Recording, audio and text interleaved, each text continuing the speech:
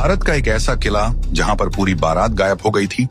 यह किला राजस्थान के नीमका थाना कस्बे के पाटन गांव में स्थित है। बताया जाता है कि किले की गुफा में सभी बारात के लोग गए थे। फ्री गुफा में से एक भी व्यक्ति वापस नहीं आया और यह राजस्थान के सीकर जिले के नीमका थाना उपखंड के अंतर्गत आने वाले ऐतिहासिक नगर पाटन में स्थित एक प्राचीन दुर्ग किला है। पाटन किला लगभग 16वीं-17वीं सदी के आसपास निर्मित माना जाता है। इसे राजपूत शासकों द्वारा सुरक्षा और प्रशासनिक केंद्र के रूप में बनवाया गया था।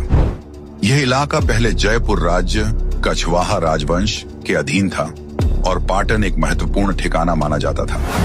यहाँ कई पुराने मंदिर, बावड़ियाओं, स्टेपवेल और हवेलियां भी हैं जो उस समय की समृद्ध संस्कृति को दर्शाती हैं। किला आज ऐतिहासिक अवशेष के रूप में मौजूद है।